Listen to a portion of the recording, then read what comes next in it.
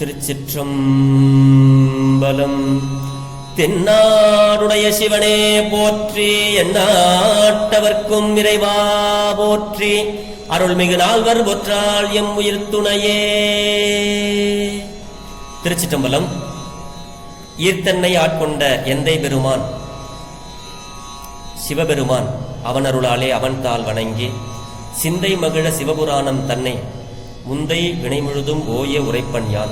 நம்மளுடைய பழைய வினைகள் எல்லாம் போகணும்னா சிவபுராணம் படிக்கணும். ஏன் படிக்கணுங்கிறதுக்கு சுவாமி சொல்றாங்க, முந்தை வினை முழுதும் ஓய உரைப்பன் யான். சரி, இதை படிச்சா என்ன கிடைக்கும்? எல்லாம் கிடைக்கும். நம்மளுடைய வினையெல்லாம் நம்மளை விட்டு போகும். கண்ணுதலான் தன் கருணை கண்காட்ட வந்தெய்தி, அவரே வந்து நமக்கு திருவடி தீட்சை கொடுத்து நம்மளை ஆட்கொள்வார்.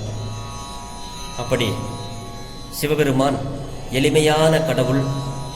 அவருடைய புகழை நாம் பாடினோமேயானால் நம்மளுடைய வினைகள் அற்று போகும். விமலன் அவன்தான், அமலன் அவன்தான், விடைப்பாகன் அவன்தான். வினைகள் இல்லாதவன், மலமில்லாதவன், அனைவருக்கும் ஒன்றாகவே அருள் பாலிக்கும் நீதி அவன். சிவபெருமான் செல்வ திருப்பெருந்துறை மேவிய நீதியே அப்படிம்பாரு மாணிக்க வாசகர். அவர் நீதியாக இருக்கிறார் கடவுள். அப்படிப்பட்ட கடவுளுடைய புகழைத்தான் 12 திருமுறைகளாக இங்கே தொகுத்து நமக்கு அருள் இருக்கிறார்கள். இதை நான் ஏன் சொல்றேன்னா, நம்ம நேற்றைய தினம் நாம சிந்திச்சதுல இந்த திருமுறை பாடுவதற்கு முன்னார் திருச்சிற்றம்பலம்னு சொல்றதையும், அதுக்கப்புறமா நம்ம நால்வர் துதி பாடுறதையும் நம்ம நேற்றைய தினம் சிந்திச்சோம். அடியார் பெருமக்களே, உங்களது அனைவரது பொன்னார் திருவடிகளையும் முதலில் நான் வணங்கிக் கொள்கிறேன். ஆக இந்த பூழியர்கோன் வெப்பொழித்த புகழியர்கோன் கடல் போற்றி அப்படிங்கிறதுக்கு என்ன அப்படின்னா, பூழியர்கோன் அப்படின்னா பாண்டிய நாட்டினுடைய மன்னன், அந்த பாண்டிய நாட்டை ஆண்டு வந்த கூன்பாண்டியன் என்னும் மன்னன். அதான் பூழியர்கோன். புகழியர்கோன் அப்படின்னா, புகழி அப்படிங்கிறது வந்து திருஞான சம்பந்த பெருமானார் அவதாரம் செஞ்ச தலம். அந்த தலத்தினுடைய அரசன் இவன் வந்து நாட்டு ஆள்ற அரசன். ஆனா அவரு அந்த புகழி, அவரு அவதாரம் செஞ்ச அந்த ஊரினுடைய தலைவன் புகழி புகழியர் கோன் அப்படின்னா அரசன். இவர் வந்து பூழியர்கோன், அவர் புகழியர் கோன். இந்த வெப்பு ஒழித்த அப்படின்னா, இந்த கூன்பாண்டிய மன்னன் மதுரையில அரசாண்டு கொண்டிருக்கும் பொழுது சமண மதத்தில் இருந்தார். அப்படி சமண மதத்தை அவர் தழுவி இருந்த பொழுது திருஞான சம்பந்த பெருமானார் மங்கையர்க்கரசியாருடைய அழைப்பு வந்தது. திருஞான சம்பந்தருக்கு திருமறை காட்டில் இருந்துகிட்டு இருக்காரு. சைவம் தழைத்தோங்க வேண்டும் அப்படிங்கிற ஒரு தருணம். மங்கையர்க்கரசியார் ஞானசம்பந்த பிள்ளையாரை மதுரையம்பதிக்கு, நீங்க வரணும் சாமி, இந்த மதுரையில் இருக்கிறவர்கள் எல்லாம் சமண மதத்தை தழுவி கொண்டு இருக்கிறார்கள், நம்ம சைவத்தை விட்டு எல்லாம் சமண மதத்துக்கு, ஏன்னா மன்னனே மாறிவிட்டான்கும் போது மக்கள் மாறுவார்கள், இதை தடுக்கணும்னா இங்கே சைவம் தழைக்க வேண்டும் என்ற ஒரு காரணத்தினாலே மங்கையர்க்கரசியார் திருமறை காட்டில் திருநாவுக்கரசு பெருமானாரும் திருஞான சம்பந்த பெருமானாரும் தங்கியிருந்த பொழுது குலச்சிறையார் மூலமாக மங்கையர்க்கரசியாருடைய அமைச்சர் குலச்சிறையார் அவரை அனுப்பிவிட்டு பெருமான வரவேற்கிறாங்க. வரவேற்று இந்த ஊர்ல வந்து மதுரையம்பதியில ஒரு மடத்தில் தங்கி இருக்கிறார்கள். சமணர்கள் எல்லாம் சேர்ந்து ஞானசம்பந்த பெருமானார் தங்கியிருந்த மடத்திற்கு தீ வைத்து விட்டார்கள். இந்த குழந்தை ஞானப்பால் உண்ட குழந்தை, இந்த குழந்தை மதுரையம்பதில் வாசகம் செய்து இங்கே ரொம்ப நாள் தங்கிச்சுன்னா இந்த குழந்தை சைவத்தை நிலைநாட்டி விடும். அதனால இந்த குழந்தையை எப்படியாவது நாம் அழிக்க வேண்டும் என்ற எண்ணத்துல கொடுமையான சமணர்கள் ஞானசம்பந்த பெருமானாரும் அவருடைய அடியார்களும் தங்கி இருந்த மடத்திற்கு தீ வைத்தார்கள். தீ வைத்த பிறகு அடியார்கள் எல்லாம் சென்று ஞானசம்பந்த பெருமானாரிடம் சொல்றாங்க, பெருமானே நம்ம தங்கியிருந்த மடத்தில் தீ பற்றி கொண்டே இருக்கிறது அப்படிங்கும்போது சொல்றாங்க. அப்ப ஞானசம்பந்த பெருமானார் ஒரு பதிகம் பாடுகிறார். அது ஆலவாய் பதிகம், 3வது தமிழ் வேதத்துல கௌசீகம் பண்ணல பைரவி ராகத்துல செய்யனே திரு ஆலவாய் மேவிய ஐயனே அஞ்சல் என்றருள் செய்யனை பொய்யராம் அமனர் கொழுவெஞ்சூடர் பையவே சென்று பாண்டியர்க்காகவே பையவே சென்று பாண்டியர்க்கு ஆகவே. சுவாமி இந்த பதிகத்தை பாடுறாங்க.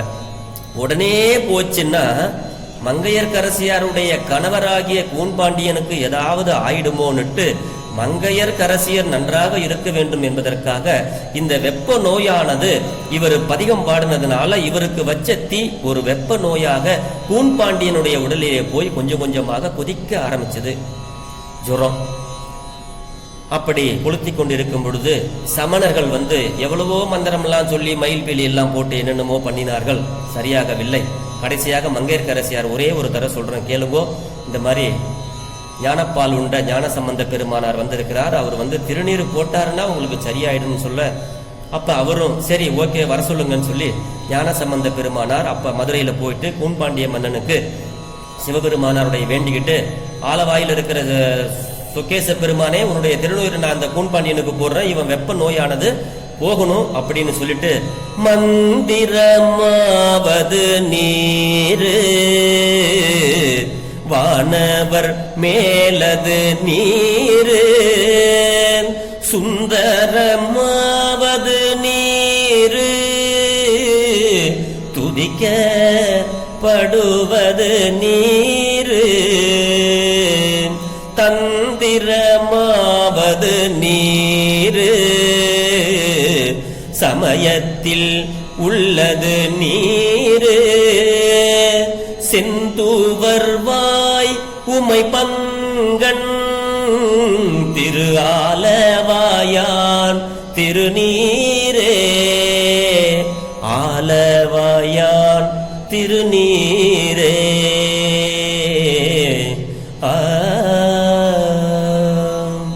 அப்படின்னு இந்த பதிகத்தை பாடி அந்த கூன்பாண்டியன் மன்னல் உடம்பில் பூச கூன்பாண்டிய மன்னனுக்கு வந்த வெப்ப நோயானது ஒழிஞ்சி போச்சு. அதுக்கு பிறகு கூன்பாண்டிய மன்னன் முற்றிலுமாக சைவ சமயத்துக்கு மாறிவிட்டார். ஆகா, சிவபெருமானுடைய திருநீத்துக்கு இவ்வளவு புகழ் என்றால் அப்ப பெருமானை நாம் வழிபடுவதை தவிர வேற எதுவுமே நமக்கு நன்மை இல்லை, நன்மை என்பது சைவ சமயத்தில் தான் உள்ளது என்று புரிந்து கொண்ட கூன்பாண்டிய மன்னன் சைவ சமயத்திற்கு மாறிவிட்டான். அப்படி அவனுக்கு வந்த வெப்ப நோயை ஒழித்து அவனை சைவ சமயத்துக்கு மாற்றிய பெருந்தகையாளர் நம்மளுடைய ஞானசம்பந்த பெருமான். அப்படிப்பட்ட ஞானசம்பந்தனுடைய பெரிய கடல் போற்றி அவருடைய திருவடியை வணங்குகிறோம். வணக்கம். அதுதான் பூழியர்கோன் வெப்பொழித்த புகழியர்கோன் கடல் போற்றி அப்படிங்கிறதுக்கு பொருள். ஆக இன்றைய தினம் நம்ம திருஞான சம்பந்த பெருமானாருடைய திருவடியை வணங்கினோம், அதோடு சேர்த்து ஆலவாய் பெருமானாருடைய சிவபெருமானை அடைந்து விட்டோம். இன்றைய வகுப்பு அப்படின்னு சொல்ல போனா இன்னைக்கு இதுதான். நாளைய தினம் நாவுக்கரசு பெருமானாருடைய திருவடிக்கு வணக்கத்தை சொல்லி அதற்கு வந்த அந்த பாடல்கள் மூலம் நாம் மற்றதை சிந்திப்போம். அடியார்கள் தயவு செய்து இதை கேட்டு பயன்பெறுமாறு சிவனருளை பெற்று நீங்கள் அனைவரும் கொஞ்சம் தெரிந்து கொள்ள வேண்டும் என்ற ஒரு ஆர்வத்தினாலே உங்களோடு நான் இப்படி ஒரு பதிவை நான் இடுகிறேன். இதில் எந்த பிழை இருந்தாலும் பிழைபொறுக்கும் பெருமானுடைய அடியார்களாகிய நீங்கள் என் பிழையையும் பொறுத்தருள வேண்டும் என்று உங்களிடம் வேண்டிக் கொள்கிறேன்.